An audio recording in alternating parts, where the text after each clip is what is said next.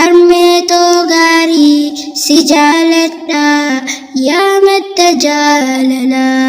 yore bodes yombeles tanna beitu arme malenjtu tangarana malaftu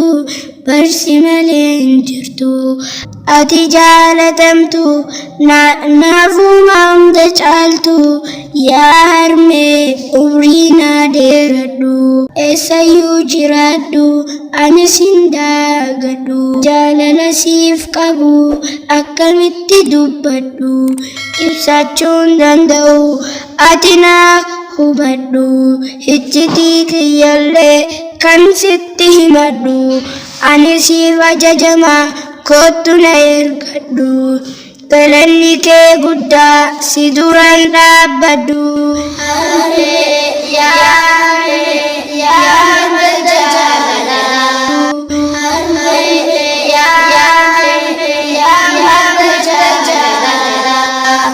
ya Abbaa qaalii dhiira olii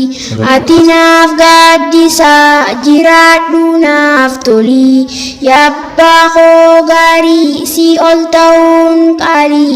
yaa abbaa koo abii umrii naaf dheeradhu hanga armaan olii akka ani hin darreefsitu na uwwisa daftara naa bittee akka waa baradhu situ na taasisa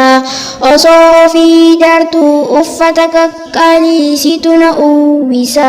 galanni kee guddaa ayyoomsii deebisa wayi kana qofaaree guyyuu na gorsita eessayyuu jiraattu situ na boonsisa oromoonuu jettee mee na dhaggeeffadhu hanga aduun jirtu qaadhu hanga abbee jiru nyaadhu jireenyi ibaadaa khatmiin haa tolu rabbii kee qadhu harraa geessaa ati naaf jiraadhu abbaa koo wanti siif hin taane ana sin fayyaddu caccabdee haa baddu siisaa yaa madda beekumsaa xiqqaasii guddisaa guddaasii furdisaa seenaa kee akkamittan ibsaa barsiisaa yaa barsiisaa seenaa bareedduu tan umrii dheertu situ galmeessaa wallaalaa kubeessitu ol kaasaa doktaraaf paayileetiin situ taasisaa darajaa gurguddaa situ ol baasaa seenaa kee addunyaa guutuu galmeessaa daandii ulfinaa daandii guddinaa karamman hundinuu sirraan geessaa namoota keessaas situ ol baasaa soban dubbattu naman hamattu kitaaba banattee qofa dubbistaa yaa barsiisaa eenyu si daagata yaa madda beekumsaa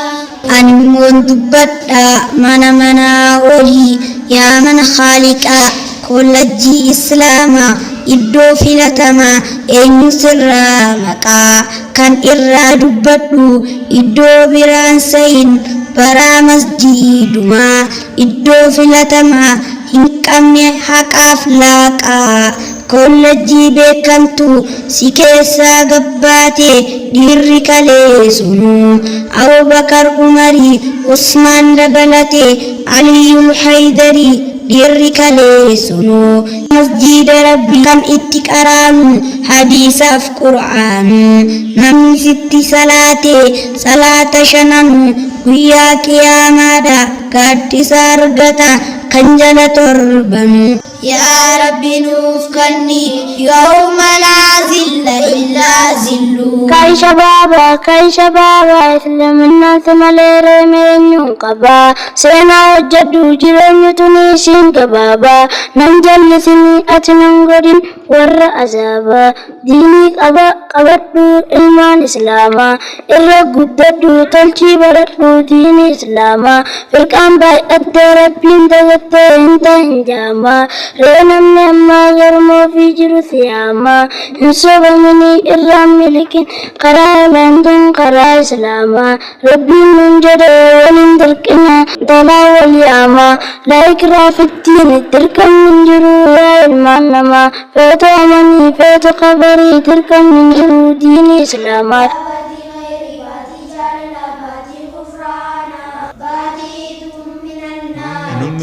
nu argachiisi laylatul qadriin rabbi yaa Allah.